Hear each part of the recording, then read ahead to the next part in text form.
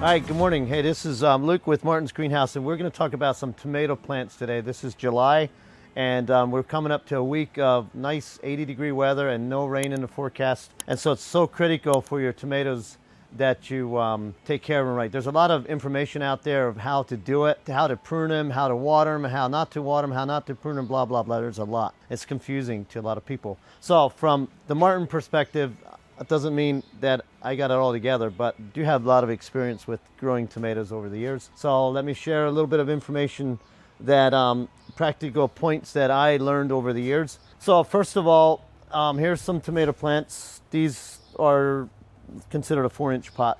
A lot of these are already suckered.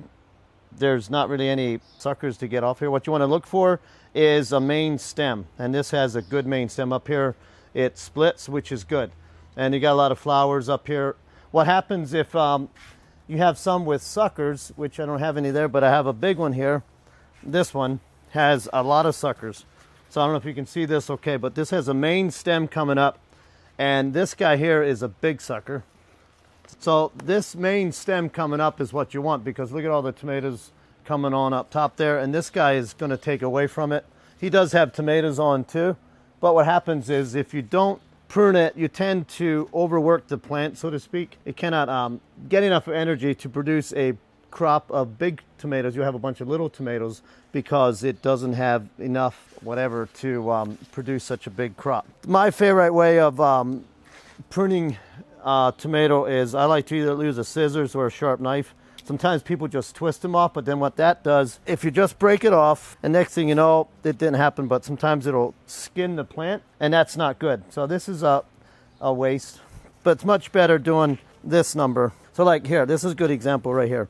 Here's a leaf coming out, that's okay. But right in that leaf, right in that Y, there's a sucker. So we're gonna go with my knife, and I'm just gonna cut that guy off. And then here's a sucker too, so we're just gonna cut that off. That's much better for that.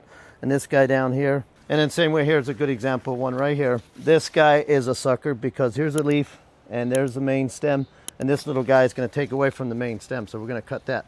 We don't want to cut all the leaves because leaves are how they pull their nutrients from the sun and all that good stuff, but these little guys is what we don't want. And this is a huge one, and this has a lot of tomatoes on, so I would probably, that's a toss-up. You can leave that one, or you can let it, or you can cut it. I'll leave it on. But anyway, that's what you're looking for in tomatoes as far as pruning goes. Some people say, like, do you stake them? Do you not stake them? Do you cage them? That's, again, a toss-up. It's your choice. But I recommend either staking or caging. This is considered a cage. A stake is simply just a stake with wrap it around. You don't want to make them too tight, or it can cut off their circulation, of course. Question is, do you cut all the leaves and just leave the tops? No, I don't like to do that because the bottom ones kind of take care of themselves. They're going to eventually do that just from lack of sun. But the top ones are really going to thrive, and they're the ones that are going to pull the energy from the sun. And so, no, I don't like to cut all the leaves. And then also, if you do that, then you can get sun scouting from too much sun right on the fruit.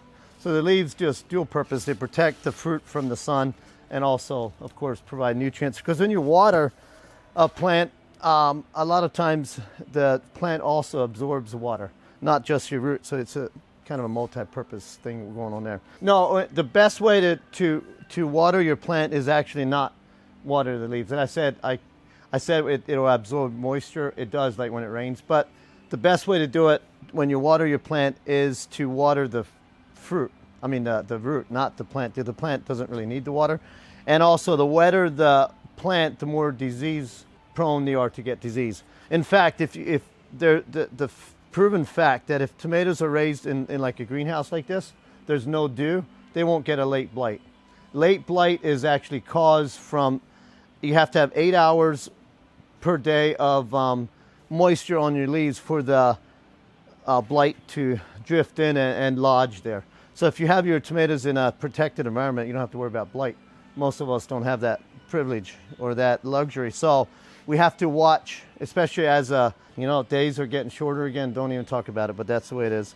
So nights get longer, obviously, and the more dew you got, and that's why you get a lot of problems with tomatoes in the fall, later on in the summer, is because of that much more moisture at night. And so that's what causes late blight. So now back to the watering. They'll say, well, I water my tomato, but it's got the fruit's getting black. Like, here's a good one. They'll get blossom end rot, or this could have been, a lot of times something like this is from lack of water. Say, well, I did water. How much did you water? Well, I stood there for, 30 seconds with the hose. What happened to the water? It might have ran off. I don't know. Go dig down. I have a good rule of thumb is dig down 2 or 3 inches and see how wet it is down there. And if you go down 2 or 3 inches and it's dry, your root of the tomato is not getting water. And so thus your tomato plant is struggling, is suffering from lack of water. The best way to do it sounds so simple, but get a milk jug or something and just poke a little hole in the bottom and it just drip, drip, fill the bucket, set it at your plant, and that drip, drip will go down in places that standing there with the water hose won't do, because we're all too much in a hurry to stand there for 5 minutes and trickle the tomato plant. Or there's also a thing called drip hoses. People sometimes use that for their gardens, where it just drips right at the plant. There's a number of ways you can do a soaker hose, all that. But the main thing is this time of the year, when the tomato plant is in production, it's forming a lot of fruit. It's so important to get water on it. And then while you're watering, use also a lot of products you can use to not just water, but to add fertilizer to it. We have a number of different options. We have like an all-purpose Jack's Classic 20-20-20. It's water soluble, easy instructions. It goes a long ways, one of these cans. I recommend watering with fertilizer at least once or twice a week, especially during production like we are now. First of all, a good soil is so important, but of course now it's too late to change soil in your garden. So now is when you want to hit it with this kind of stuff. And then an ounce of prevention is worth a pound of cure. So that's where this comes in. So like I just talked about, disease problems that are so prevalent going into this time of the year and in the next month. If you can prevent that, it's a whole lot easier than to cure it. And these are all safe. They're not harmful chemicals. A lot of us shy away from that, and I'm one of those as well. I like to stay away from harsh chemicals. This is actually organic. It's a Fertilome copper fungicide, and this is a good preventative. Just spray it over your plants like this time of the year. Just make sure you get a nice coverage. And this is a powder, copper fungicide. It's potatoes, tomatoes, basically any of your vegetables. It's a powder, so you sprinkle it across the top. And then also, I don't have it here, is sometimes you got to watch for like white flies, but there's a product called neem oil, and that suffocates them. It's also natural. It's not a harsh chemical. So there's a lot of different options to choose from. Another important thing is, if you don't have your tomato plants mulched, it's a good idea to mulch them with the mushroom soil. That's our favorite, right? So mulch them, make sure they get mulch so that not just prevent your weeds, but it'll keep your moisture trapped in so much better. And if you do all these things, it's a guaranteed crop. No, not necessarily, because we're in an environment where sun, sometimes more sun than we need, sometimes more rain. It's life.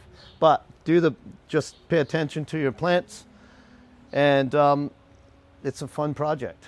Nothing better than going out in your garden and picking a homegrown, out of your garden tomato. Nothing beats it. So. And if you have any questions on your tomatoes or vegetable plants as a whole, just fill in the comments below, ask a question, and we'll try to get back to you. And also, don't forget, we're out here in Route 11, Philadelphia, just south of Philadelphia, a mile and a half. Can't miss us. And we have all these products here for sale, and we still have a bunch of tomato plants, and it's still time to plant. If you got a spot in your garden where you want to plant a little bit, fill up, don't let it empty. Come on down to Martin's, and we'll get you covered.